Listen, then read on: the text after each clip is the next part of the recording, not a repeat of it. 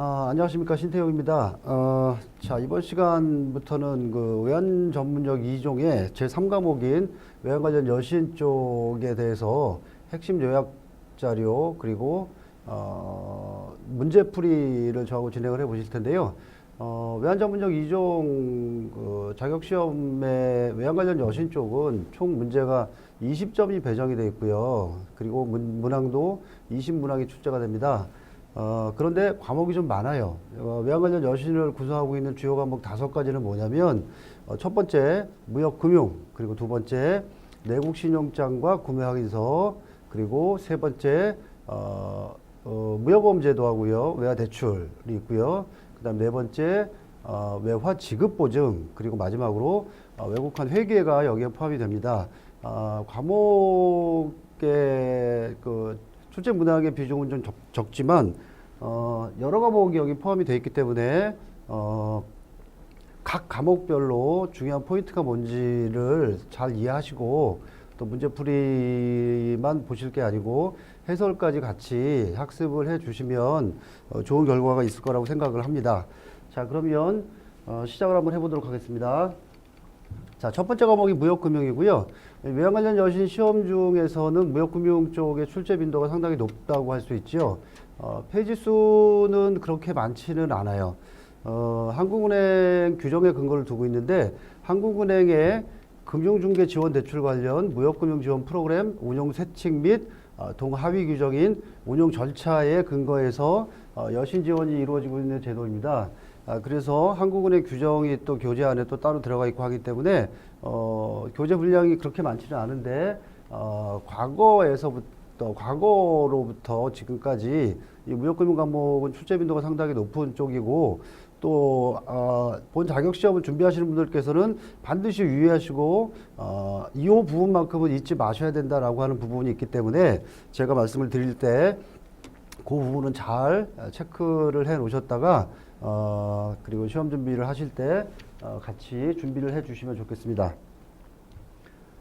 자, 요약자를 먼저 한번 볼까요? 먼저 무역금융제도의 의의입니다. 지금 보시는 것처럼 제가 한번 읽어볼게요. 물품 및 용역의 수출 촉진을 위해서 수출업체 등의 수출 물품의 생산, 그리고 수출용 원자재 구매 또는 수입, 그리고 수출용 완제품 구매에 필요한 자금을, 자, 중요한 포인트는 여기입니다. 무역금융은요, 외국환은행에서 외환 여신으로 분류가 되고 있지만, 요 무역금융이라고 하는 여신은 약정 그리고 운영을 원화로 하는 단기 금융 제도이다라고 하는 것을 기억을 해주셔야 되고요. 통상 무역금융이라고 하는 것은요, 무역보험 대출, 이 원화 대출이 언제 실행이 되냐를 가지고 무역금융이 지원이 됐느냐 안 됐느냐라고 판단을 합니다. 부수적으로 무역보험 대출을 취급하기 전에 관련 지급보증이 선행이 되는 경우도 있는데요. 거기에 해당이 되는 게 수입신용장을 개설한다든지 아니면 국내용 신용장인 로컬, 즉 내국 신용장을 개설하는 경우 등도 같이 포함이 됩니다. 조금 전에 말씀드린 것처럼 무역금융 관련 제도는요, 한국은행의 금융중개지원대출 관련 무역금융지원 프로그램 운영세칙 및 동운영 절차에 근거하고 있다. 여기서 이제 이 페이지를 정리하면 일단 원화로 지원이 되는 여신이다라고 하는 것을 기억을 좀 해주시고요. 자, 다음 볼까요? 자, 무역금융제도는 한국은행으로부터 자금을 지원받아가지고 중소수출기업에게 지원해주는 여신인데요. 몇 가지 다른 특징이 있습니다. 첫 번째가요, 본 과목은 아니고 수출 실무 시간에 나오는 건데 수출하나움 추심전 매입이라고 하는 게 있습니다. 이게 뭐냐면 저희가 이제 흔히 내고라고 외국환은행 직원들이 많이 표현을 하고 있는데 무역금융이나 수출하나움 추심전 매입이나 똑같이 수출을 하는 기업에게 지원해주는 여신이에요. 그런데 수출하나움 추심전 매입이라고 하는 것은요, 수출하는 기업이요, 수출하는 물건을 만들어서 만약에 중국으로 보낸다고 하면 중국으로 나갈 배에 물건을 실은 다음에 배에 물건을 실으면 그 물건을 실어 날르는 그 선박 회사의 그 선장에 발급해주는 중요한 서류가 있는데 유가증권입니다. 선화증권이라고 하는 서류가 있는데요. BL이라고 하죠. 그 서류를 발급받아서 거기다가 상업송장을 첨부하고요, 뭐 포장 명세서를 첨부하고 필요한 경우에 보험 서류를 첨부해가지고 거래하는 은행에 들고 오는 거죠. 내가 중국에 수출을 했는데 지금 배에 실려서 나갔습니다. 중국은행으로부터 지급보증을 받은 신용장 방식에 의한 거래니까 중국에서 돈이 들어오기 전에 먼저 대금을 좀 지급해 주시면 안 됩니까? 라고 해서 그 기업들한테 대금 여신을 지원해 주는 게 수출하나홈 추심전 매입제도라고 하는 겁니다. 물건이 실린 다음에 은행에서 여신 지원이 이루어진다고 해서요. 통상 수출하나홈 추심전 매입은 선적 후 지원 여신이라고 합니다. 하지만 지금 본 과정에 포함되어 있는 저희가 학습을 하고 있는 무역금융이라고 하는 여신은요. 똑같이 수출하는 기업에 대해서 지원해 주는 여신인데 포인트는 그 수출할 물건을 제조, 가공, 즉 만드는 데 필요한 비용을 지원해 주는 게 무역금융이라고 하는 여신이에요. 그래서 통상은 배에 실리기 전에 외국하는은행을 통해서 여신 지원이 먼저 이루어진다고 해서 선적전 지원 여신이다라고 얘기를 통상 많이 합니다. 중소수출기업들이 외국하는은행하고 여신 거래를 할 때요. 담보가 부족하기 때문에 한국무역보험공사를 찾아가가지고 보증서를 발급해달라고 하는 경우가 있습니다. 그러면 외국하는은행들은요. 그 보증서를 담보로 여신을 지원해주게 되는데요. 한국무역보험공사에서 발행되는 보증서의 보증서 이름이, 그러니까 제목이 수출하는 배 추진전 매입 관련해가지고 보증서를 공사에서 발급해줄 때는요.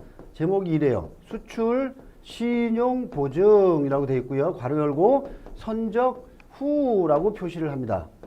이렇게 이름을 명명해가지고 보증서를 발급해 주는데요. 무역금융 관련한 업체가 만약에 외국하는은행을 통해서 무역금융 지원, 융자 지원을 받으려고 하는데 보증서 좀 발급해 주세요 라고 공사에 요청을 하면 공사에서는요. 제목을 이번에는 선적전 이렇게 적어가지고 발급을 해줘요. 이런 차이를 알고 계시면 되고요. 이 중소수출기업에 대한 여신 지원, 그러니까 선적전에 필요한 자금을 지원해 주는데 그 필요한 자금 중에 일부를요 한국은행으로부터 차입을 받아온다고 해요.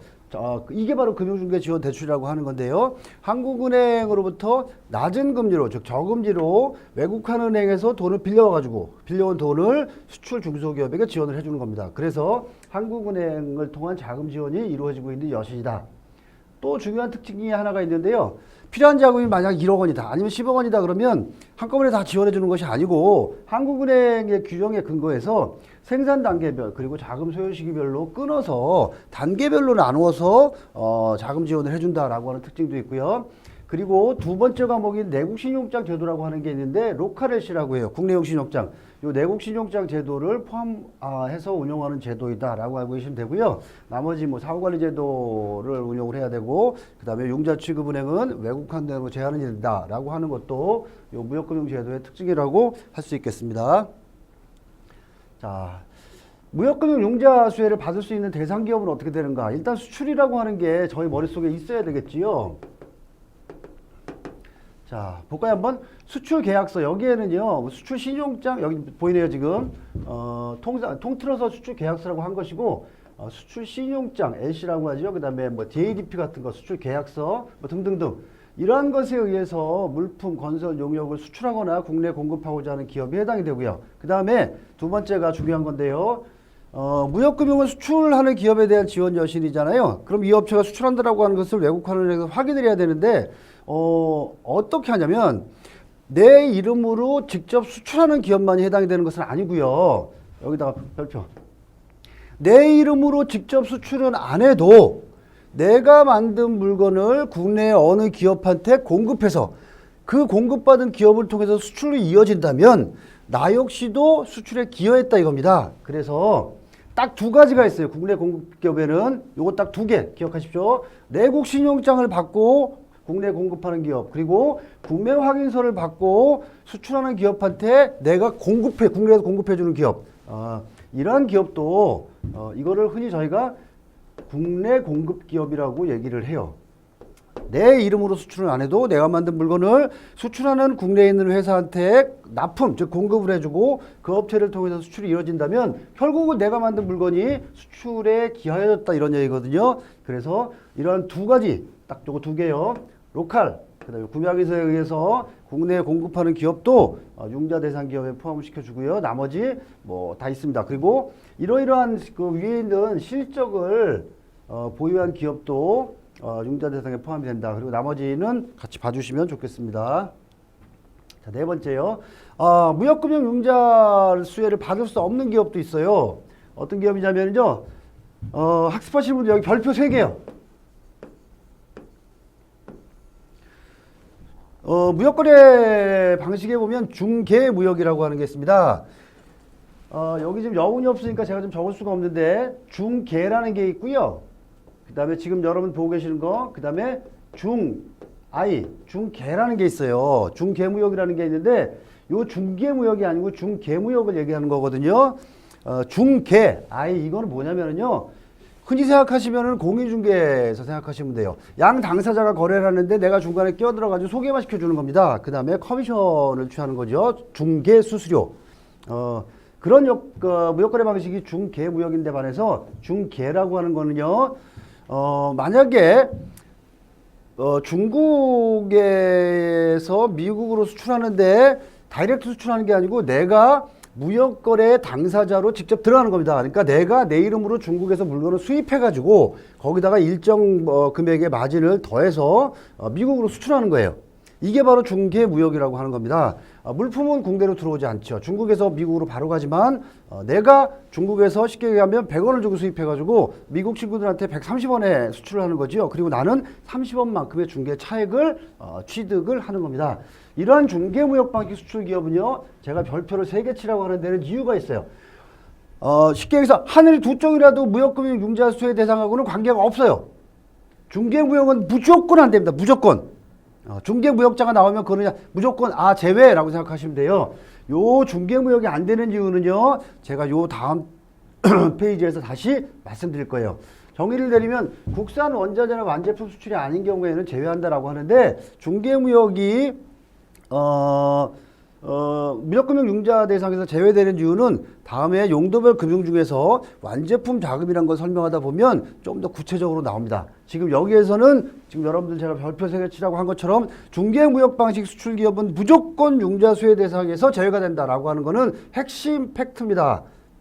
체크하셨죠? 그 다음에 뭐 또 이런 것도 있어요. 이중 융자, 2번 융자가 됐다 이거죠? 여기 해당이 되는 것들. 그 다음에 무역금융은 한국은행에서 저금리로 자금을 차입받아다가 지원해준다 그랬잖아요.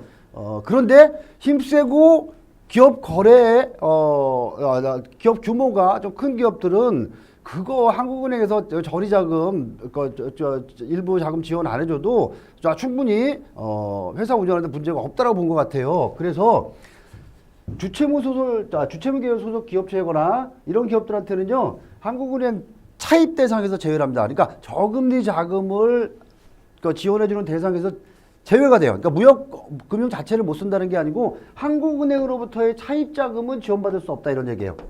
그 다음에 부도난 기업, 그 다음에 폐업업체 등도 무역금융 융자 수혜 대상에서 제외가 된다. 자, 이 페이지에서 아까 핵심은 뭐지요? 중개무역 방식은 무역금융과 관계가 없다. 꼭 기억하십시오.